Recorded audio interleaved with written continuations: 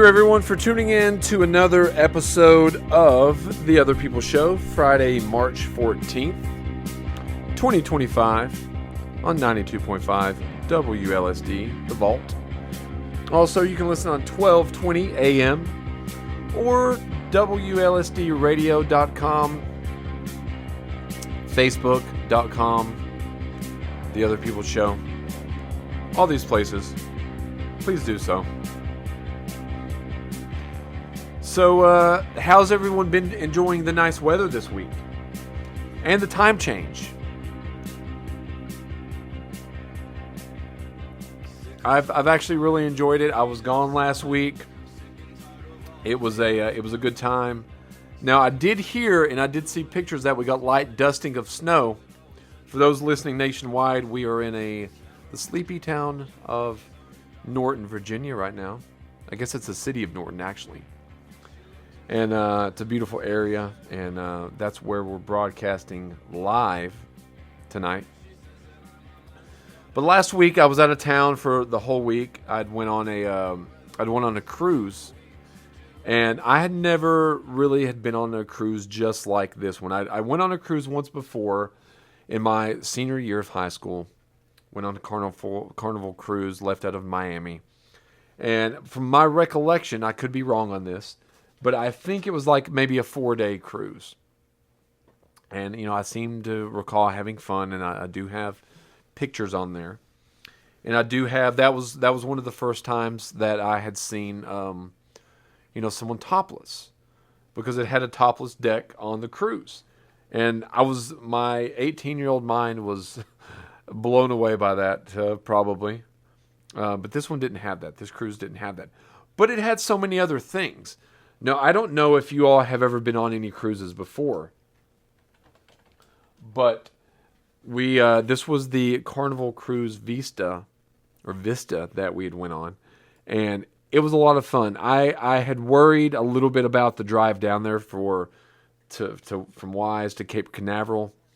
Sometimes I do have, although I've driven so much in so many places across the country, I do still have anxiety when driving long distances.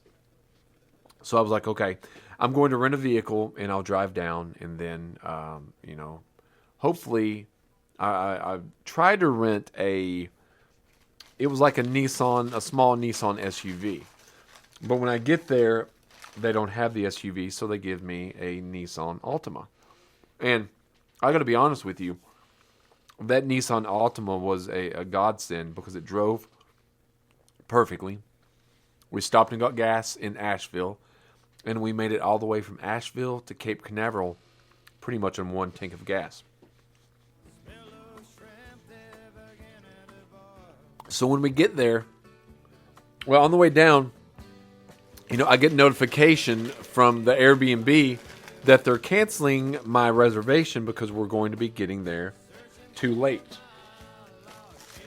And we ended up getting down in that region about 3 a.m. or so. Looked at another motel to stay in. And I don't really like to talk on the phone. So the online said they had 5 reservations open. Little did I know that wasn't true. So we drive from Cape Canaveral, because we drive to the port, kind of look at, scope out where it is. I like to know where I'm going the next day when there's not a lot of traffic. So we went there, checked it out. And it was a very confusing layout, especially at like 4 o'clock in the morning when there's no other vehicles around. Except there's a security truck with the lights on, the motor running, and the door open, but no security guard in the truck. And I'd say, we're driving around trying to figure out how to get out of the Cape Canaveral. And, going the wrong way, going this way and that, not being able to follow the GPS because the GPS just seems to be haywire at this point. Get out, try to find a gas station because it says we only, maybe have 22 miles until empty. And I have to put the gas back where we got the vehicle, which was a fourth of a tank, which we did. But then when we go, 12 miles back to look at the motel that says has 5 vacancies. I go inside, ask the lady at the desk, and there are 0 vacancies. 0 vacancies. Nobody's going to let us in. It's approaching 5 a.m., so I'm like, let's just sleep in the vehicle and expect to hear the maniac cop walk up on us at night and knock on the window and wake us up. Now, that doesn't happen, thankfully. So we sleep, probably 5 o'clock until, maybe 9. And when I say sleep, this is not great or grand sleep. This is, with the seat scooched back. I have like a jacket with a little hood on it. I have the hood over my eyes. Because we're in a motel parking lot right outside of Cape Canaveral in a Nissan Altima that has New York tags. So, next day we get up, take the vehicle back, and I actually get some money back because I turned it in a day early. And if you know me, that's something that makes me very happy when I'm able to get money back and things like that. So I get $154 back, and I'm like, yes, good, great, grand, wonderful. And then we get on the boat, and this boat was something to be seen.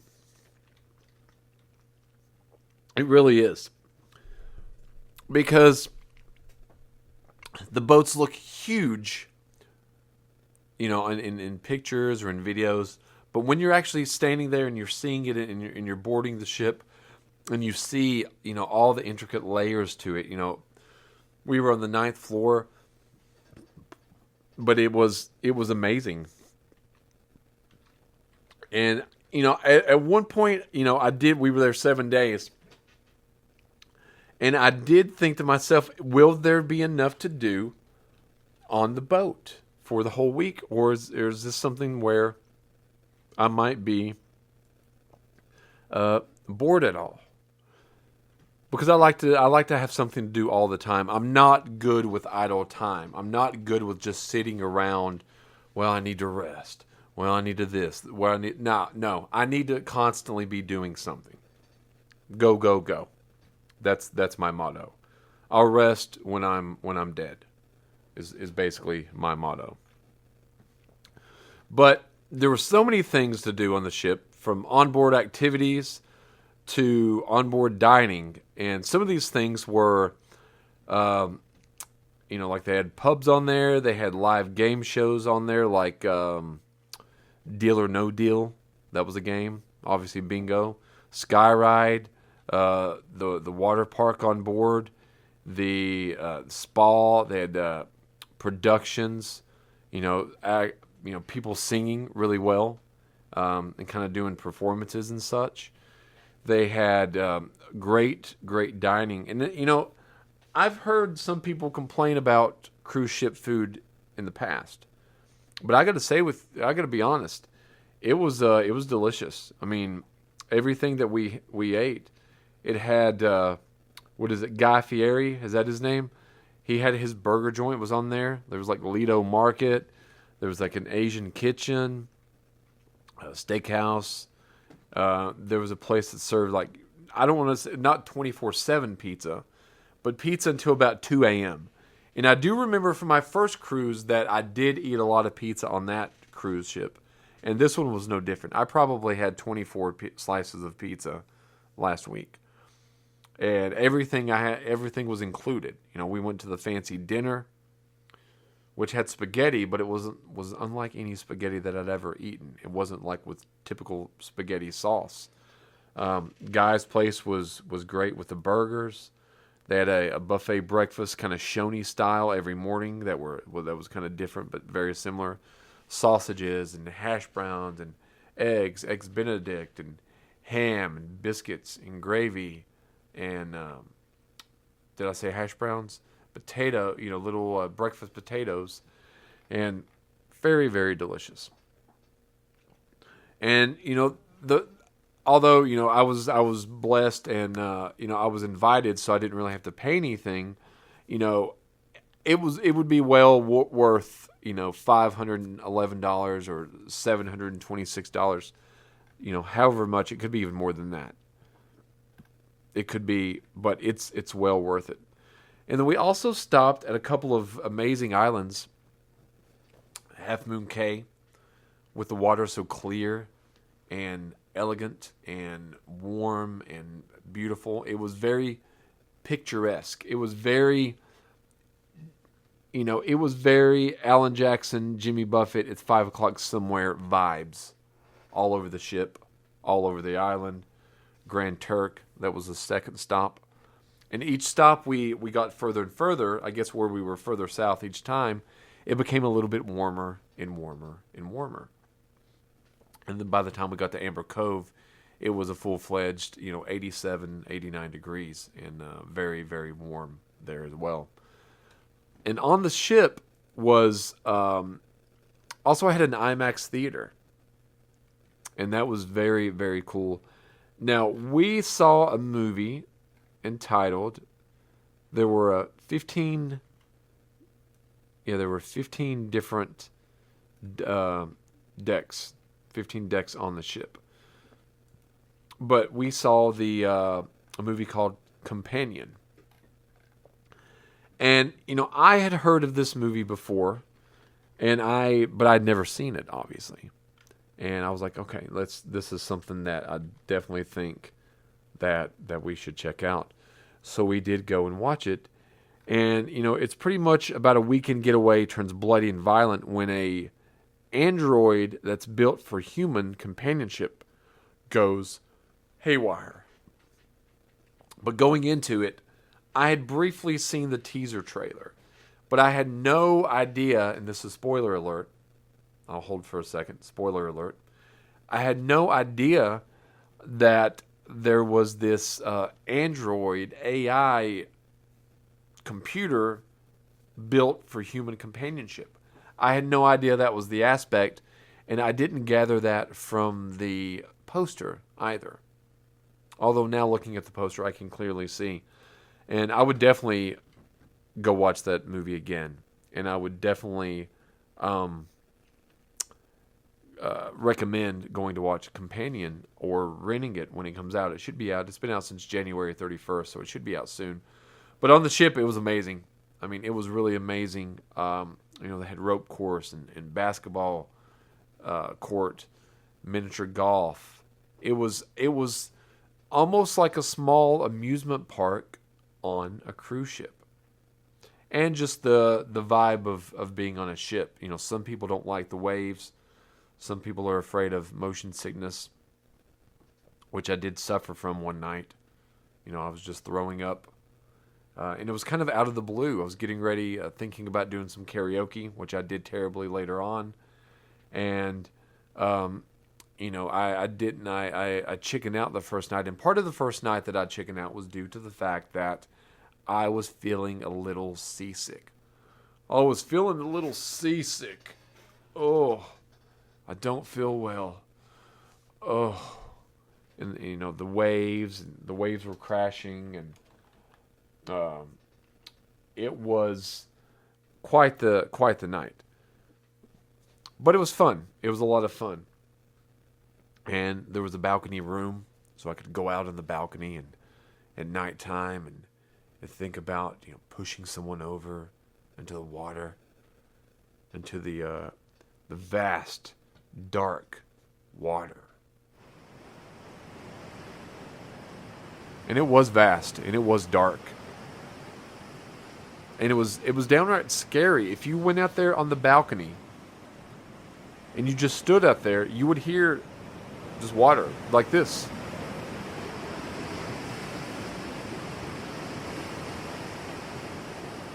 And just knowing if you fell off, that you're going to be sucked underneath the boat and cut in to millions of pieces immediately. Maybe bigger people might stop it up and maybe be only cut into a couple of hundred. But I would probably be cut into a million little pieces. Just like the James Fry book. And that was a scary, scary thought. And I didn't want to stay out there too long. Because I'm afraid, and I'm afraid of this with bridges too.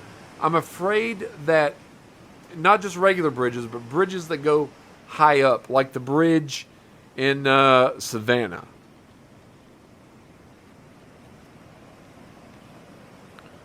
Those kind of bridges are, I think it's called the Talmadge Memorial Bridge.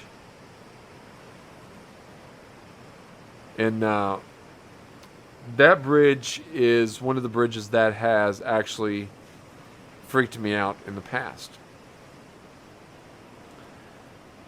And I'm afraid, I don't like to go over those kind of bridges because I'm afraid that I might get a bout of madness, insanity, and drive over the bridge because it looks like you're driving up into nothing, into oblivion.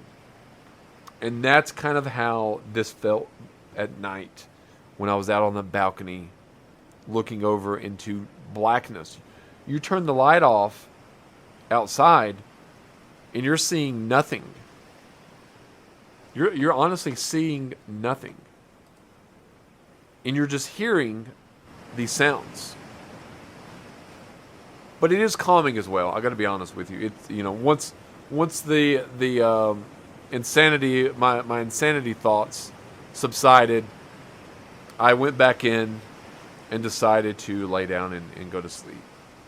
But it was a great time, and I would highly recommend, if you have never went on a cruise, to do so. But then the return back, we learned that it snowed some. It was still in the 30s, so we get on the plane, and we almost missed the plane, but no fault of our own. It was just when we were going through, the baggage claim and getting scanned and all that stuff, that it took a little longer than anticipated. So as we go through, we were on the gate 31. Once we get back, and I'm depressed coming back. I got to be honest with you. I'm not happy coming back. I'm sad because I don't. That's one reason I don't like to go on any type of a vacation. To be honest with you, is because it makes me sad. It makes me. I know that at the end of the vacation, if it's a good one, it's going to be sad. It's going to be. I don't want to come back. And this is something that has, always plagued me. And I'm sure that it's probably plagued you too.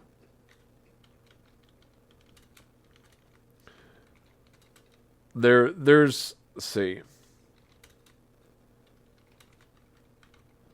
There's a term for this. And it's called post-vacation depression. Also known as holiday blues. It's that dread, sadness, or anxiety that you can start to feel at the end of your trip and when you get home. Returning home, there can be a lack of motivation to slip back into your daily routine. It's characterized by feelings of sadness, low energy, lack of motivation to resume daily activities.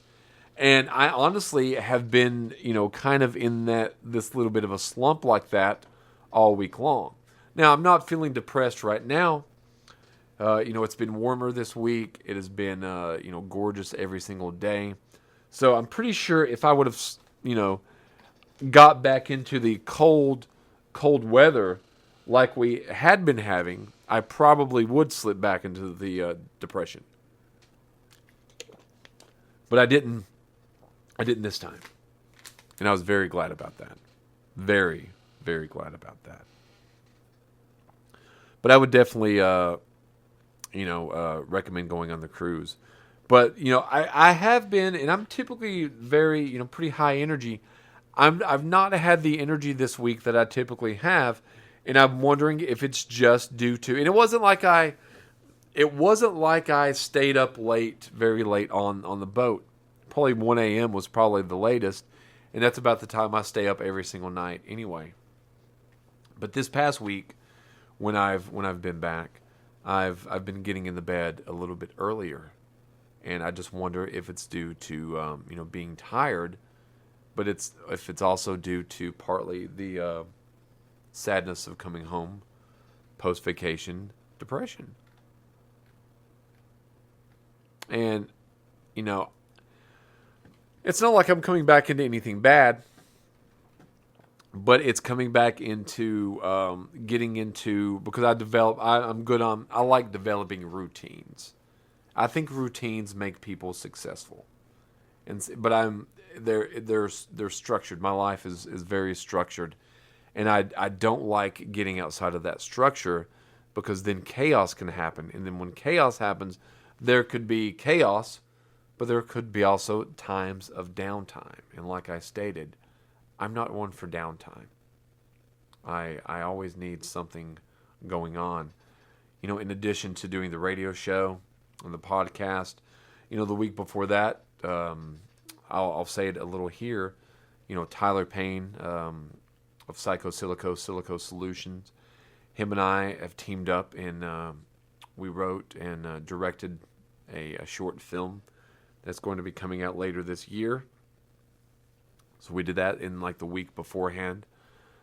And some heavy baggage was on me, not due really to that, but I do another side hustle, and I work about 55 hours a week at that side hustle.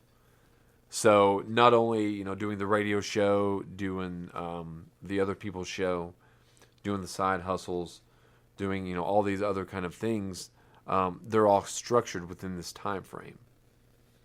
And that leaves little time for idle time, which for me it doesn't work. And I don't think it works for a lot of people, because idle time often, especially if there's not a lot to do, it will get people into trouble. It really does. So let's see what we have going on in the... we don't really ever talk about news on the show, because I would like to have, when we do the show, just to take you all out of your lives for just 30 minutes to an hour. You don't think about the news, you don't think about science, you don't think about technology, crime, unless we do, talk about crime on the show. But it seemed like there used to be a lot more things. We have the internet at our fingertips. I do here. You do with your phone in your hand. You can listen to me on a little device in your hand. If you think about this, and the audience for the show is pretty evenly split between 18 to 35 and 35 to 46. So there's pretty much a 36% for the 18 to 35, and I think there's 32% of the 35 to 46 above. And although we have all this technology in the palm of our hand, I was thinking about this the other day. For now, if I want to send a demo tape, or send a demo, it's not even a tape. I just pretty much email someone an MP3, send them a link to Spotify or YouTube, and it's no problem before. It's no problem at all. But in the past, you would have to either you record yourself on cassette or a CD, and then you would have to send it to the radio station or wherever you're wanting to audition. But I was looking at this on the flip side, or thinking of this on the flip side. So if a radio personality or a radio station manager wanted to listen to this hot new show, if they weren't able to pick it up on the dial, then they would have to travel to the that said city and just tune in and listen. And it wasn't like they could just go to WLSDradio.com and listen to the show. That would be like if someone wanted to listen to the show, they would have to actually come here and turn on the radio dial to 92.5 or AM 1220 and listen to the show that way. So technology has really come such such a long way, and it's amazing to be honest with you. It really is. So here's a few fascinating facts to help you broaden your knowledge base. So, I was thinking about being bored, and I was like, the world is way more interesting than I give it credit for. All you have to do is pick up a book, open your browser, search for whatever, put in, stream something, listen to a podcast, and all these things that you can do technologically. But all these things don't always bring forth the, they're not really broadening your horizon a lot of times. So here's a few things, a few pieces of information that, let's see what we got here. Get us some smart people music. What do you think smart people music is? Do you have any idea what smart people music is? I'm not really sure. But former billionaire Chuck Feeney has given away 99% of his $6.3 billion to help underprivileged kids. He is now worth $2 million. So he's he's given away, most of his money. I don't think I would give down that much. If I had billions, I wouldn't give down to a couple of million. I would keep myself safe at maybe, 50 million, maybe 100, just to be on the safe side. But if you're worth, billions and you give it all away except 2 million. But on the flip side, you have to think, well, he probably turned a low amount into a higher amount. Here we go. Here's some famous music, or smart people music. So self-made millionaire Harris Rosen adopted a Florida neighborhood called Tangelo Park. He cut the crime in half and increased the high school graduation rate from 25% to 100% by giving everyone free daycare and all high school graduates scholarships. That's pretty nice. Let's see what else we have here. An American POW, nicknamed the Incredible Stupid One by his Vietnamese captors, upon turning to the U.S., he provided the names of over 200 prisoners of war, which he had memorized to the tune of Old MacDonald Had a Farm. Now, these could be things that you use in trivia. There was a lot of trivia on the ship, on the Vista.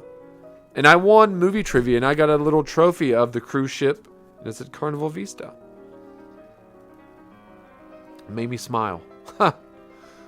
Syrian archaeologist Khaled al-Assa, who devoted his life to the excavation and restoration of the Palmyra,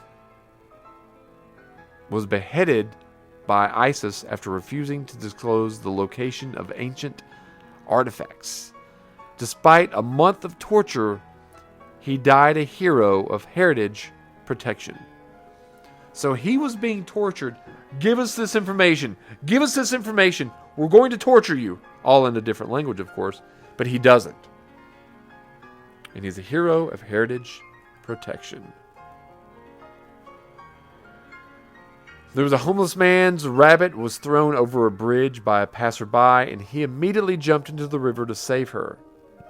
He won an award, was given animal food and a job, and the passerby was charged with animal cruelty. But I do not know his name. There's a 25-year-old Kenyan guy.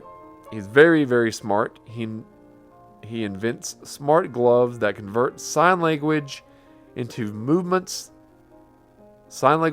into audio speech. So when you think a lot of the bad stuff is going on in the world, and I'm not blind to it, I know that there is, but there's also positive things too.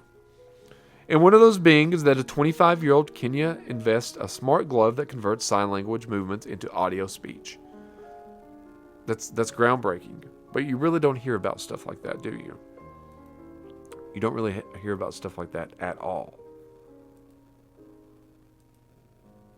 And let's see if we have one last little bit. These could be like little things that you could win with trivia. Wolves and ravens have a special relationship. When ravens find dead animals, they make a lot of noise to attract attention of the wolves. The wolves then open up the hide and provide carrion for the ravens. Ravens also interact and play with wolf pups and yearlings.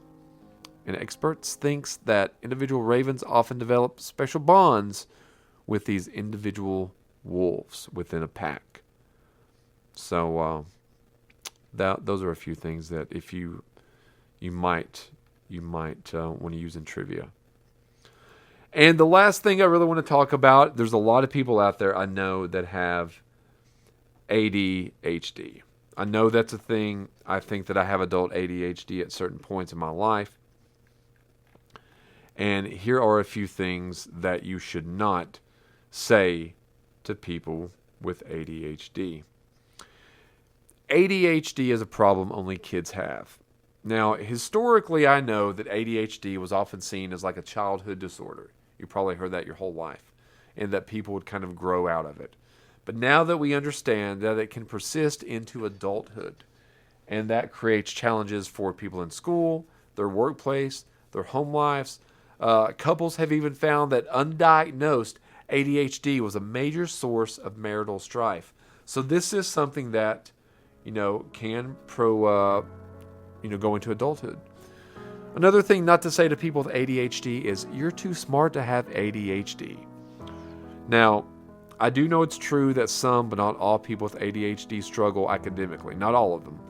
But this is a result of their executive functioning symptoms, not their intelligence. So never say that to someone. You're too smart to have ADHD. Another thing not to say is please do not say that's just an excuse to be lazy. ADHD can make a task completion seem like such a struggle, but it doesn't necessarily signal a lack of motivation. Labeling someone with ADHD is lazy, hurtful, and inaccurate. Another thing not to say is why can't you just focus? With ADHD, the inability to focus doesn't mean a lack of desire to do so. And, I'm sure we all knew kids in our classes growing up that could never really focus. There was a kid in my kindergarten class. I think his name was Timmy. He had kind of reddish hair and he had a lot of freckles. And whenever we would lay down at nighttime, or not nighttime, but nap time, he would always stand up and act like he was punching and fighting in the Dukes of Hazzard. He would be standing there. I can see him in my mind as we're laying down on the red or the blue side of the mat. The light turned off in kindergarten. Timmy's standing up, saying something about Luke Duke and Boss Hogg and punching. Pew, pew, pew. Take that, Boss Hogg. Pew, pew. And he would do this. And he would do it every day. And I don't think it was just at nap time either. I think he did this a lot of the time. And I do think that obviously he watched that as a young child. And I think that he also did this during other times, not just during nap time.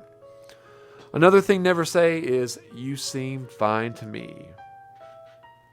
It's not that big of a deal. Don't say that. You're overreacting. Please don't say that. You don't seem to have any problem focusing on video games, TV, or your phone.